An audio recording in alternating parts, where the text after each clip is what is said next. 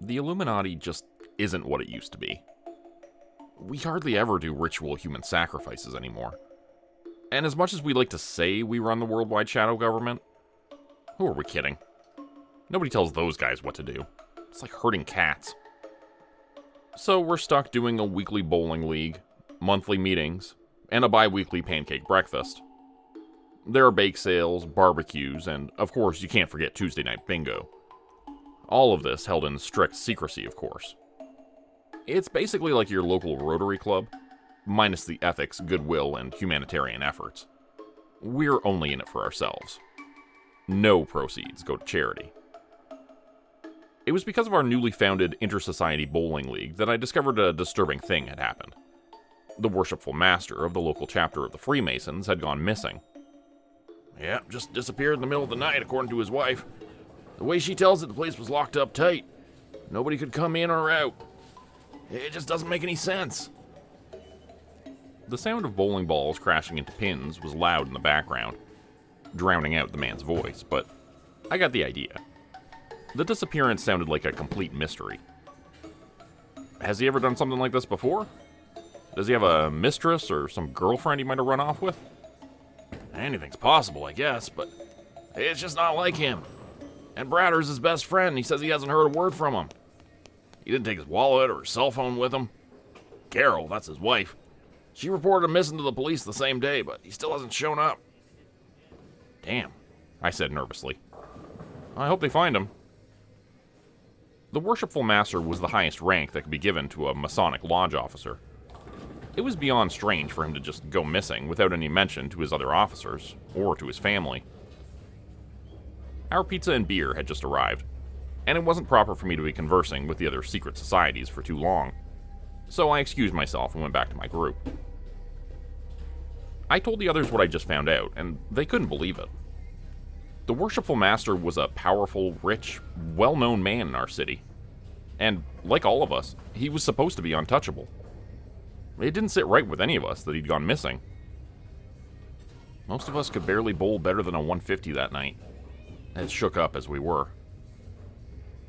The next day I saw in the newspaper that the Worshipful Master was still missing. His face was plastered on the front page, and there were posters going up all over town, accompanied by the following text. Missing. Presumed alive. Large cash reward for tips. Whoever had taken him would be sweating bullets, I thought. Soon enough, they would find him, and whoever took him would pay dearly. Still, as the days passed, he wasn't found, and the Worshipful Master of the city's Masonic Lodge remained missing. The next Thursday night, we were back at Bowling League again, this time facing off with the local chapter of the Elks. Again, I found myself speaking casually with a guy from the opposing team as we stood in line waiting for our pitchers of beer at the bar. The crashing noises of pins being struck by heavy bowling balls was loud in the background once again, and this time it was glow-in-the-dark bowling, so our teeth and all of the lint and dandruff on our shirts were glowing a dull green as we spoke. "Did you hear about the exalted ruler going missing?" the man asked in a hushed tone. "He was supposed to be here today, but nobody's seen him." Seriously? Don't you think that's a little strange? Especially considering... Yeah, tell me about it. I'm just hoping he's okay. Okay, well, we'll be praying to the Dark One for his safe return. You must be getting a bit worried, the guy said, eyeing me nervously. As most wise sovereign of the local Illuminati chapter, I was also lodge leader for our city's organization. If someone out there was targeting secret society leaders, I would be next on their list. Sure, there was also the Knights Templar, the OTO, the Order of the Unblinking Eye, Evo X Society, and a few others, but they were small potatoes compared to us. I went back to my bowling buddies and told them we would need to prepare for the worst. And I asked them how we would beef up my security. If somebody was going to come for me, they would have to put up a fight at the very least. Unless, of course, they snuck up on me as I was putting my bowling ball in the trunk of my car that night, when everybody else was admiring Steve's new Ferrari in the parking lot. Which is exactly what happened. I felt a sharp pain in my spine, and a jolt like lightning ran through my entire body. My knees gave out from under me, and I fell hard to the ground, smacking my jaw against the car's back bumper on the way down. The pavement scratched my face as someone began to drag me by my feet towards another vehicle, caveman style. They stopped behind a black SUV and opened the trunk, then looked down at me. "Ow," I mumbled through broken teeth, looking up at the masked figure standing above me. A boot came down hard on my face, and everything went dark. When I woke up, I was in a cold, wet basement. I could tell by the boarded windows up high on the wall to my left, letting in the faintest trace of light. There was a mildew smell I associated with underground spaces and a dank, chill feeling in the air. A moment after opening my eyes, I tried to move around, but found myself unable. I was tied to a hard wooden chair with coarse, abrasive rope. The knots were tight, holding me securely in place. "Help!" I screamed, raising my voice as loud as I could. It echoed in the small space around me, but there was no sign of anybody outside having heard it. "Keep your voice down. Nobody's coming for you," someone said in a hoarse whisper.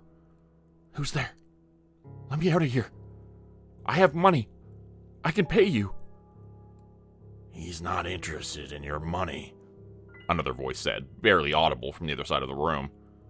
"He only wants your secrets." I was about to ask the familiar voice more questions when the door to the room was unlocked and opened, and a harsh white light came spilling in. The three of us blinked our eyes, and as I got a glimpse at the men around me, I realized they were the missing leaders from the Elks and Masons. Of course. A gargantuan man was in the doorway, blocking the light with his huge body. He stood at least 7 feet tall, with broad shoulders and a gut that overhung his belt. He reminded me of Ed Kemper, a similarly giant man who was known for his career as a serial killer. A man capable of manipulating people and killing them without a second thought, and with the physical attributes to match his enormous, twisted ego. "Good, you're awake," he said, grabbing the back of my chair and flipping it 180 degrees with barely an effort, despite the fact that I was still sitting in it. He turned and began to drag me out of the room, the chair legs squealing loudly as they caught against the rough concrete floor. The man slammed the door behind us and let me sit for a minute in the light so that my eyes could adjust, and so that I could stew and become more and more nervous. He had some talent as an interrogator. I could tell that already about him. Once a sufficient amount of time had passed, he lit a cigarette and began to ask his questions. "Where is the safe? And what is the combination?" I shook my head, pretending not to know what he was talking about. He blew smoke in my face. "Where is the safe? And what is the combination?" he repeated. "There is no safe. We're a religious group. We do weekly bowling leagues. Pancake breakfasts. Do you want to join? Is that what this is about? I can get you in. I have influence at the highest levels." He took the cigarette from his mouth and brought it down onto my hand, letting the ember sink slowly into my flesh. It felt like a hot iron on my skin, the pain going on, building into a crescendo of agony. Until finally the butt fizzled out and I felt a sickening moment of relief. But then, a moment later, the pain returned again, 10 times worse, and I screamed until my lungs were out of air, my throat ragged and my voice hoarse. Once I had finally settled down, he repeated the question, his voice flat and unchanged from before. "Where is the safe? And what is the combination?" That voice betrayed no hint of impatience or empathy, as I denied him his answers again and again. Each time I denied knowledge of the safe, he made the subsequent torture worse. "I don't know," I screamed, and he casually removed my index finger with a cigar cutter, then repeated his questions. "We don't have a safe, I'm telling you." He gouged out my eye with a knife, digging the point in deeper and deeper until he gained purchase, then popping it out of its socket like a stubborn drain plug. Then he cut the eyeball from its connective tissue and tendons, licking the knife clean with his tongue afterwards. Finally, he broke from his routine. After hours of interrogation, Once I was missing several toes, an ear, and chunks of flesh from all over my body. You think I don't know about how you secret societies run the planet? Controlling everything behind the scenes? You think I don't know about the one world shadow government? The CEOs and mega corporations all working together to bring your hideous plans to fruition? I opened my mouth to speak when he held the knife up to my face, running the blade down my cheek as my heart pounded faster. One more lie and I cut your tongue out. Then you can write your bullshit answers on a piece of paper with what fingers you have left. By the way, are you a righty or a lefty? Just so I know which hand to leave partially intact. This pushed me over the edge. I had sworn a blood oath to protect our secrets, sure. But I was also bleeding really badly, and that blood pact wouldn't mean shit if I ran out of the stuff. At least, that's what my dizzy, confused mind told me. I guessed he had also injected me with some sort of truth serum while I was sleeping, since I began speaking secret truths as if they were just no big deal. I'm right-handed, I said first. And if you must know, the safe is in my office, hidden beneath the floorboards. The combination is 1, 2, 3, 4. But there's nothing in there except old Playboys and some half-empty liquor bottles. Oh, and our ancient sacred doctrine. He wrote this down, asking another question quickly before whatever drug he'd fed me wore off. Your society demands belief in a higher power. Which higher power do you really believe in? We worship the Dark One, I began. Same as all the other secret societies. We pretend to be all Christian and shit, but really we worship Satan. He began to write this down, then shook his head and threw away the notepad. I knew it. He looked disappointed for some reason. Okay, what about the shadow government? There is a shadow government, right? A one-world organization working behind the scenes? Sure, yeah, but they're incompetent, just like the regular government. Twice as ineffectual, too, since they can blame any failure on their need to remain anonymous. He sighed, looking more and more disappointed with each truthful answer I gave him. Okay, what about all the CEOs and world leaders? Aren't they part of the organization? You must exert some sort of influence. In theory, I answered. But in reality, those bastards are as greedy as they come. They're only looking out for themselves, not the organization. Our monthly meeting attendance is down 80% from last year. And hardly anybody comes to bingo night anymore. So you really are just a boring social group? Pretty much. We're always looking for talented new members for special assignments, though. And there are benefits to joining the organization. There are many perks which you would find out about if you untied me. He thought about this for a few minutes. Okay, I can tell you're not lying. Just don't tell anybody on the conspiracy message boards about this. I really need that community, man. They can't hear this stuff. It would break their hearts. Deal, I said, as enthusiastically as I could under the circumstances. My gaze traveled down to the eyeball on the table.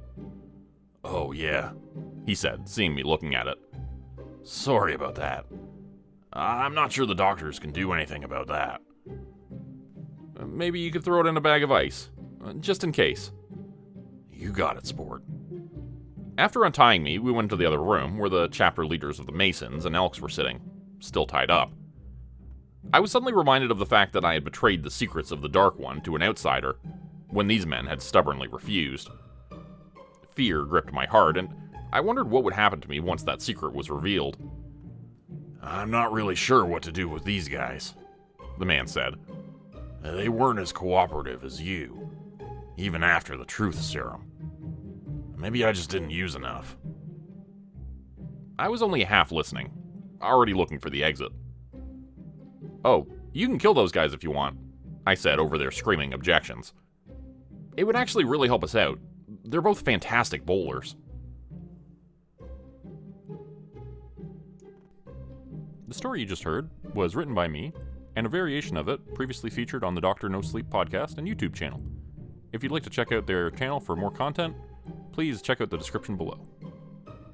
Become a channel member today for early access, bonus videos, and special emojis only available to members. Check out the description below or click the join button for more info. If you'd like another way to help support the channel, please consider joining my Patreon page at patreon.com/JordanGroupeHorror. As a patron, you'll get access to bonus videos and content. You'll be credited at the end of every video going forward. And if you decide to stay for 3 months, I'll name a character after you, which will be featured in a Hollow's End story. Links to join the Patreon are in the description. Thanks everyone for listening. Please like, subscribe, and comment to help the channel continue to grow. And see you again next time at 4 p.m. Eastern Standard Time. Hope you have a great night.